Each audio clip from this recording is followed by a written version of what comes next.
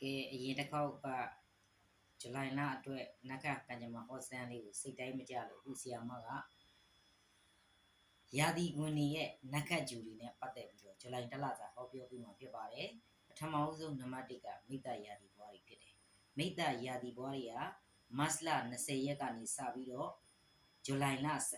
ဧပြီလ19ရက်အတွင်းမှာမွေးဖွားတဲ့သူတွေကိုမိတ္တရာသီဘွားတွေလို့ခေါ်ပါတယ်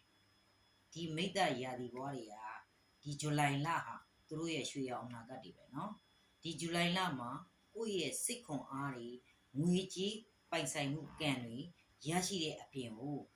လူများရဲ့အလဲပတ်ဝန်းကျင်ရဲ့အလဲမှာမျက်နှာပန်းလှပြီးတော့တာယာပျော်ရွှင်နေတဲ့လလို့ပြောလို့ရတယ်ရွှေရောင်အနာဂတ်တွေပိုင်ဆိုင်ထားတဲ့မိတ္တရာသီဘွားတွေလည်းပြောလို့ရတယ်ဒီရာသီဘွားတွေဟာဒီဇူလိုင်လမှာအိုးအိမ်နေရာတစ်တွေပြောင်းရွှေ့တာအလုပ်နေရာတွေတိုးချဲ့လုတ်ကင်တာတွေစိတ်ချမ်းသာစွာနဲ့လုပ်ရမယ်တလတာဖြစ်ပါတယ်ဒါပေမဲ့ဘုံထူးဂျိုနောက်ပြန်သွားမှုကြောင့်လုပ်ငန်းလေးတွေအဆက်အသွယ်ပိုင်းဆိုင်ရာစာချုပ်စာတမ်းတွေမှာကြန့်ကြာနှောင့်နှေးတာလေးတွေရှိနေတာကလွဲရင်ဒီတလအတွင်းမှာ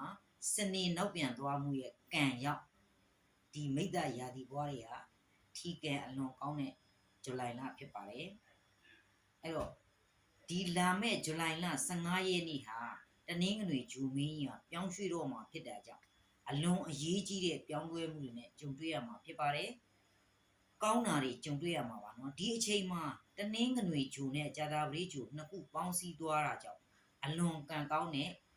ဇူလိုင်လရဲ့မိတ္တရာသီဘွားတွေပါเนาะတောက်ကြာဂျူရဲ့ဖိအားကလည်းမိသားစုနဲ့ပတ်သက်တာအခြေရေးငွေကြေးတရားနဲ့ပတ်သက်တဲ့ကံတွေကိုဖြည့်ရှင်းနိုင်မဲ့ကာလဖြစ်ပါတယ်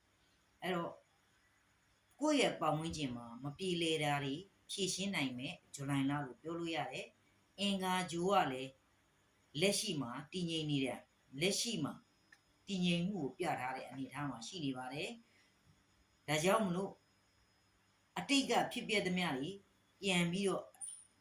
အစဉ်ပြေလာမဲ့ဇူလိုင်လလို့ပြောလို့ရပါတယ်ကြာသပတေးဂျူရဲ့အထောက်ပံ့ကောင်းတွေကြောင့်ဝင်ငွေလန်းတွေကောင်းနေမယ်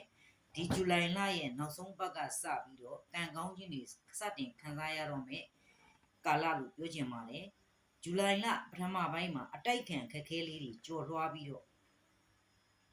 ကိုယ့်ရဲ့ရွှေရောင်အနာဂတ်တွေကိုပိုင်ဆိုင်တော့မယ်မိတ္တရာသီဘွားတွေက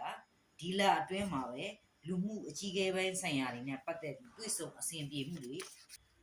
ဒီဇူလိုင်လအစပိုင်းမှာမိတ္တရာသီဘွားတွေဟာခီးရိုင်နဲ့ပတ်သက်တဲ့ကိစ္စတွေမှာအဆင်ပြေဖို့အားနည်းပါတယ်အဲ့ဒီ15ရက်ကျော်ပြီးနောက်ပိုင်းမှာတော့အားလုံးအဆင်ပြေသွားမယ်လာဇန်ပိုင်းလောက်မှာအဆက်အသွယ်လေးတွေလွဲချော်နေတာကြောင့်စိတ်လှုပ်ရှားစရာတွေကြုံတွေ့နိုင်ပေမဲ့အဆင်ပြေသွားမယ်ဇူလိုင်လပေါ့နော်လူအများနဲ့စကားပြောရမှာလက်တလောအခက်အခဲလေးတွေကြုံတွေ့နိုင်တယ်စိတ်အေးထားပြီးဖြည့်ရှင်းအောင်မြင်မဲ့မိတ္တရာသီဘွားတွေနော်ဇူလိုင်လကုန်ငန်းဤအချိန်မှစပြီးအခြေကိစ္စမှာအလွန်ဆန်းပွင့်နေလိမ့်လူလွတ်တွေလူပြိုလူလွတ်တွေဆိုလို့ရှိရင်ဒီကလာအတွက်မှာဘဝလက်တွဲဖို့အမှန်ကိုရှာတွေ့မဲ့ဇူလိုင်လဖြစ်တယ်အိမ်အောင်ရေးရလည်းအလွန်ချုံမိန်နေတယ်နော်သားသမီးယရနာလူချင်းတဲ့လူတွေဆိုလို့ရှိရင်ဒီတလထဲမှာသားသမီးယရနာရဖို့တရင်ကောင်းကြီးကြားတတ်တယ်ကျမ်းမာရေးကတော့အလုတ်တောင်ဝင်ပြီးနေတာကလွဲရင်စိတ်ပင်ပန်းမှုတွေများနေတယ်ကျန်တဲ့ကျမ်းမာရေးကိစ္စတော့မပြောပါလားပေါ့နော်အဲ့တော့ပညာရေးမှာဇူလိုင်လအစပထမပိုင်းမှာတင်ကြားမှုဆိုင်ရာတွေမှာအခက်အခဲတွေရှိနေနိုင်ပေမဲ့အာယုစူးစိုက်မှုအားနည်းတာလေးတွေတွေ့ရတယ်ဒါကြောင့်ဇူလိုင်20ရက်နောက်ပိုင်းမှာပညာသင်ယူမှုပုံမှုအားကောင်းလာမှာဖြစ်တဲ့ကြောင့်ပညာရေးကိစ္စတွေနဲ့ပတ်သက်လို့ဆောင်ရွက်เสียရှိတာဆောင်ရွက်နိုင်ပါတယ်အမှုရင်းကိစ္စတွေမှာတော့မပြီးပြတ်သေးတဲ့ပြဿနာလေးတွေကတော့ဆက်လက်ဖြေရှင်းမှုရှိပါသေးတယ်အဲ့တော့ပြောချင်တာဒီဇူလိုင်လဟာမိတ္တရာသီဘွားတွေကရေရှည်လုတ်ကင်ရမယ်စီးပွားရေးအတွက်စတင်ပလန်ချလို့လုတ်ကင်နိုင်ပြီဖြစ်ကြောင်းဆရာမသတင်းကောင်း